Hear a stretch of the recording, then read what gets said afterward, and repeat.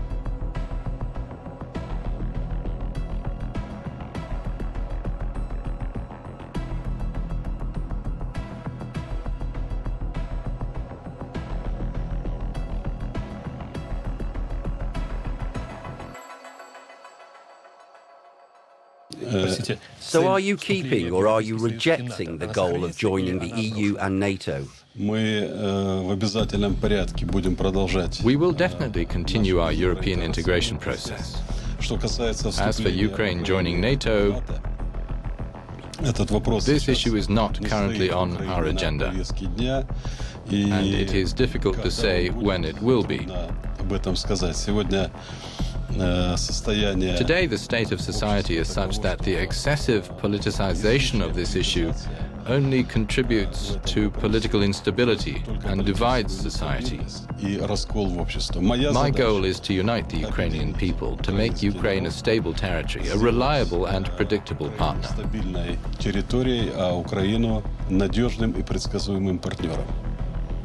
It seems that your voters expect from you not so much a rapprochement with the West, but rather a restoration of relations with Russia.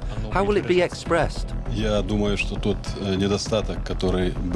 think that now we must repair the deficiency which we had in our relationship with Russia. The future relations I see between Ukraine and Russia are the relationship of friendly countries, a partnership, good neighborliness that will serve the interests of the Ukrainian and Russian peoples. I would say that both our peoples would like to restore the traditional relations. And they expect that from the policies of the heads of state of Ukraine and Russia. Будут проводить руководители государств Украины и России.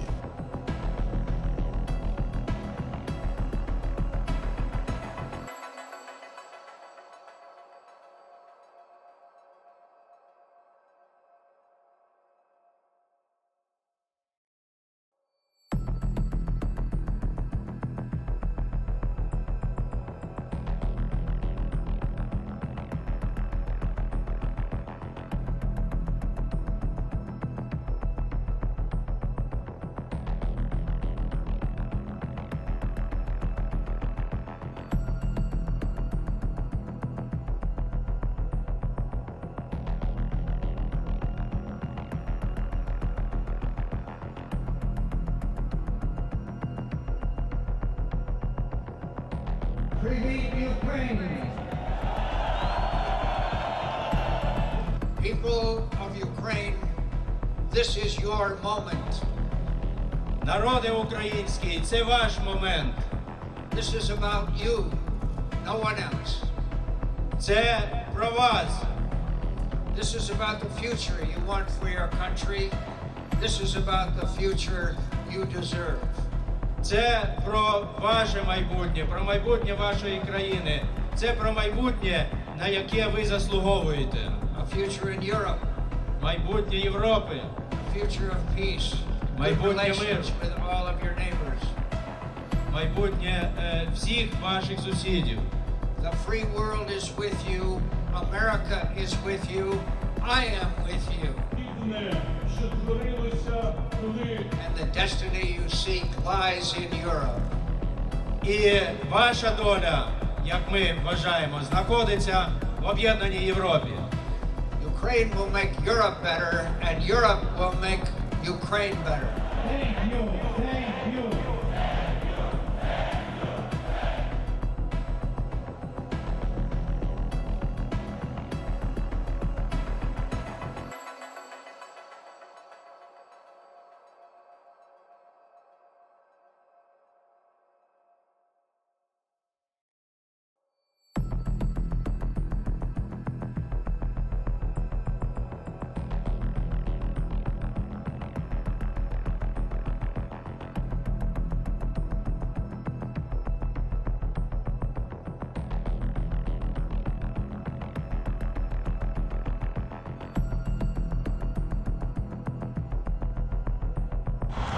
As many as 95.5% of the electorate in Crimea have voted to join Russia.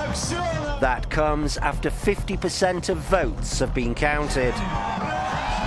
The self-proclaimed leader in Crimea, the pro-Kremlin Sergei Aksyonov, addressed the crowd. We are going back home. Crimea is in Russia. Hooray, comrades!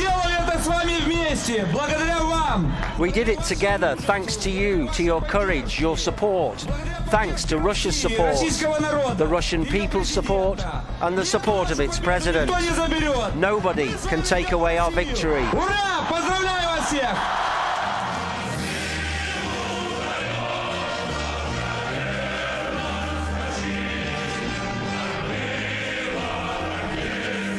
Pro-Russians in the Crimean capital, Simferopol, gathered in Lenin Square soon after polls closed to celebrate a victory that was never in doubt.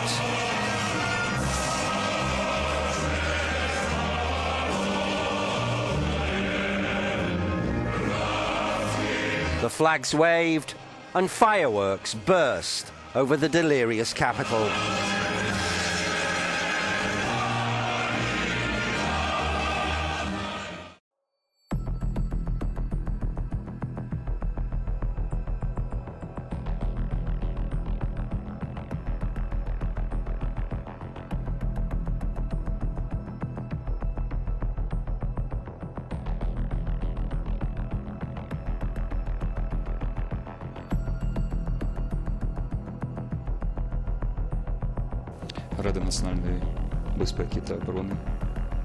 The National Security and Defence Council made a decision to start a full-scale anti-terrorist operation engaging the armed forces of Ukraine.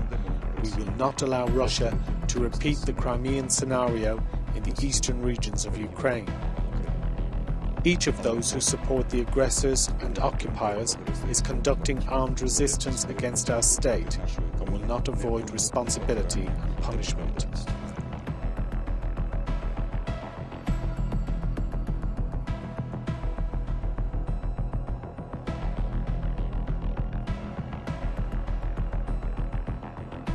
Тому що у нас робота буде, у них немає. У нас пенсії будуть, у них немає. У нас піклування під дітей, під людей, під пенсіонерів, під дітей буде, у них немає. У нас діти підуть до школи, до дитячих садків, у них вони будуть сидіти в підвалах. Бо вони нічого не вміють робити. І так, і саме так ми виграємо цю війну.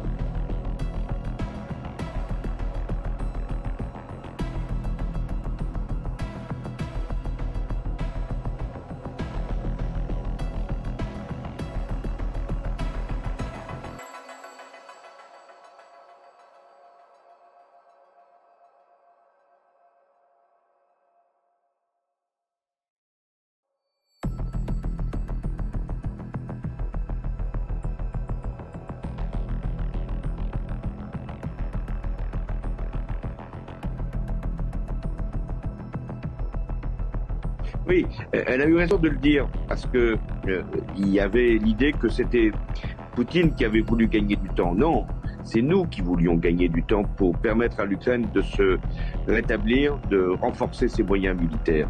Et c'est pour ça qu'il faut défendre la négociation de Minsk, dans laquelle tu as joué un rôle très important. Il faut la défendre parce que c'est précisément pendant ces 7 ans qu'il y a eu pour l'Ukraine des moyens de se renforcer. Et c'est là que Poutine s'est trompé, c'est qu'il a sous-estimé la capacité des Ukrainiens et leur résistance.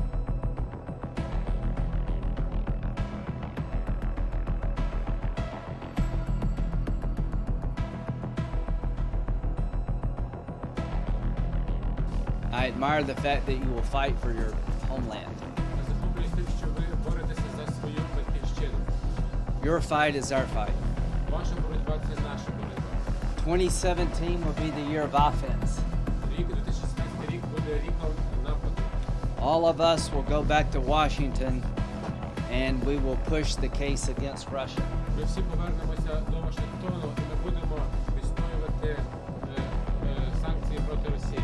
Enough of a Russian aggression. It is time for them to pay a heavier price.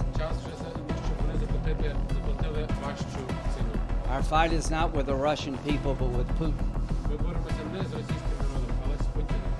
Our promise to you is to take your cause to Washington.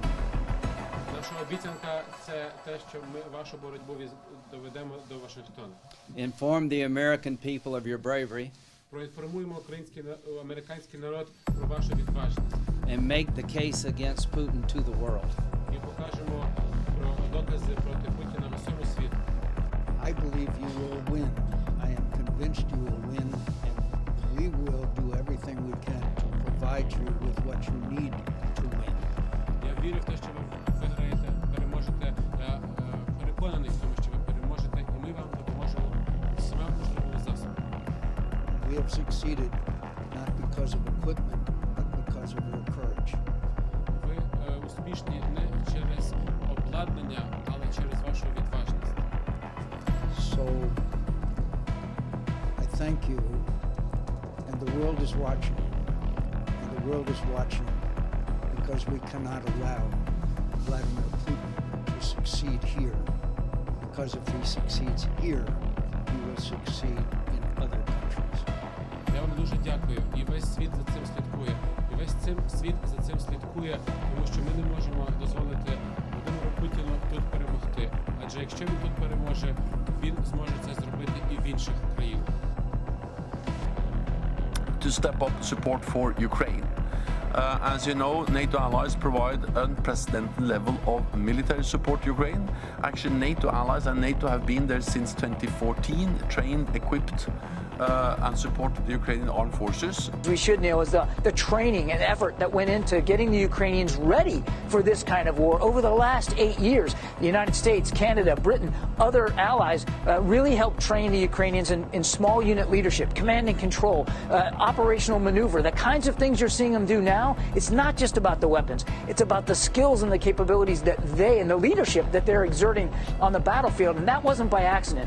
They really have transformed from a Soviet era, very Russian dominant sort of military, very top down, rigid doctrinal military, to one that's much more Western aligned in terms of the way they think and act and actually encourage initiative on the battlefield. Again, that wasn't an accident. That was the work of the United States and so many other allies over.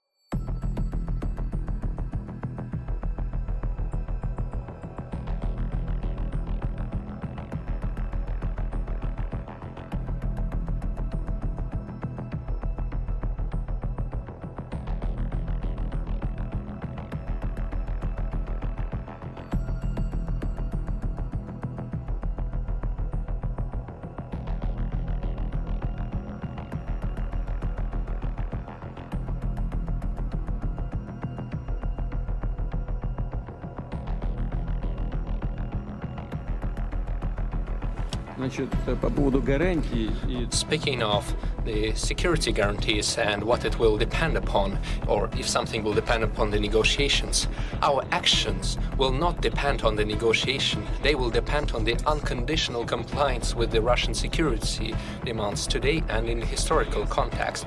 In this sense, we have made it clear that any further NATO movement to the east is unacceptable. There is nothing unclear about this. We are not deploying our missiles over at the borders of the US. No. On the other hand, the US is deploying its missiles close to our home, on the porch of our house. So, are we demanding something excessive? We're simply asking them not to deploy their attack systems over at our home. What is so unusual or peculiar about that? So, what would the Americans think if we, for example, decided to come to the border between, say, Canada and the United States or Mexico and simply deploy our missiles over there? This is a matter of security, not just history. This is about security. It is not the negotiations that matter. It is the outcome, the result. I've reiterated this many times, and you're well aware that we said not an inch to the east. That was the NATO guarantee in 1990. So what became of that? They fooled us. We've seen 5 waves of NATO expansion. Now they're in Romania and in Poland, and they're deploying the relevant attack systems over there. That's what we're talking about. You should finally understand, we're not threatening anyone. We did not come to the US borders or to the UK borders. No, they came to our borders, and now they're saying that Ukraine will also join NATO and they will deploy their systems there. Or not just NATO, they will simply deploy it on a bilateral basis. They will deploy their military bases and their attack systems. That's what we're talking about. And you keep demanding some guarantees from us. You must give us the guarantees. It is up to you, and you must do this immediately, right now, instead of keep talking about this for decades. And use this small talk and soft talk about the need for guarantees of security for everyone. This is exactly what we mean. We are not threatening anybody.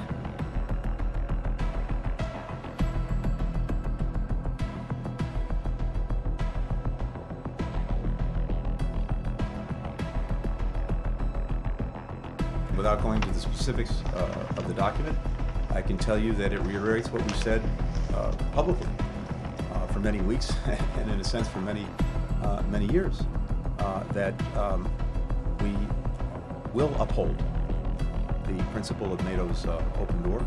There is no change in the U.S. and NATO position in this document. First of all, there is no change. There will be no change. Second, we reiterate that principle. Of course, it is for NATO, not the United States unilaterally, to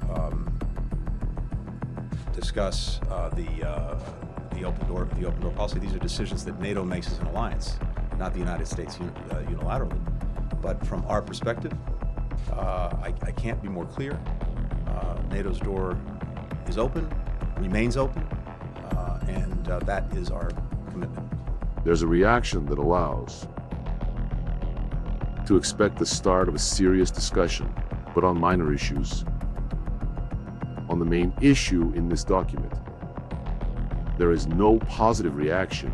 And let me remind you that the main issue is our firm position on the inadmissibility of further NATO expansion to the east and the deployment of strike weapons that could threaten the territory of the Russian Federation. I asked in Geneva when we were conducting negotiations with Antony Blinken how they could explain their stance according to which they treat the commitments made within the OSCE, Organization for Security and Cooperation in Europe, merely as a menu from which they select only what suits their taste. And what they committed to doing, in terms of the interests of others, they try to simply ignore or obfuscate. Therefore, in the near future, in order to Antony Blinken, by the way, did not respond to that question. he just shrugged. If Russia invades, that means tanks or troops crossing the border of Ukraine again. Then there will be no longer Nord Stream 2. We will bring an end to it. As I already said, we are acting together. We are absolutely united, and we will not taking different steps. We will do the same steps, and they will be very, very hard to Russia, and they should understand.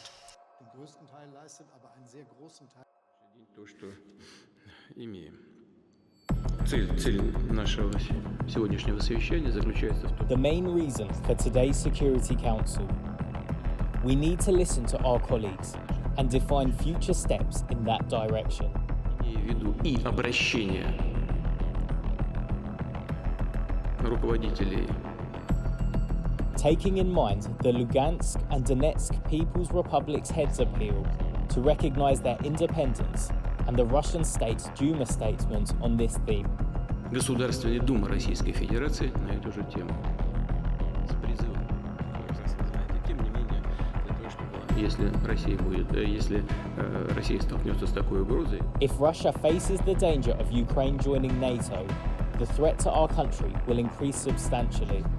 Многократно возрастут. Because there is Article 5 of the Treaty for NATO establishment, from which follows that all NATO countries should fight as one if one of its members' sides is attacked. So since nobody recognizes the Crimean and Sevastopol people's will, and Ukraine insists that it is their territory, the real threat appears to be to us. Реальная угроза. Народные республики Донбасса обратились к России с просьбой о помощи. В связи с этим, в соответствии со статьей 51 части 7 Устава ООН, санкции Совета Федерации России и во исполнение ратифицированных Федеральным собранием 22 февраля сего года договоров о дружбе и взаимопомощи с Донецкой Народной Республикой и Луганской Народной Республикой, мною принято решение о проведении специальной военной операции. Ее цель – защита людей, которые на протяжении 8 лет подвергаются издевательствам, геноциду со стороны киевского режима. И для этого мы будем стремиться к демилитаризации и денацификации Украины, а также преданию суду тех, кто совершил многочисленные кровавые преступления против мирных жителей, в том числе и граждан Российской Федерации.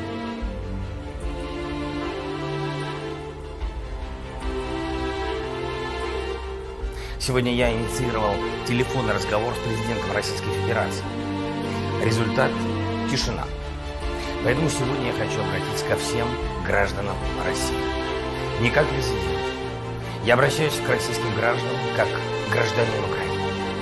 Вдоль нее сегодня стоят ваши войска, почти 200 тысяч солдат, тысячи боевых машин. Ваше руководство одобрило их шаг вперед на территорию другой страны. И этот шаг может стать началом большой войны на европейском континенте.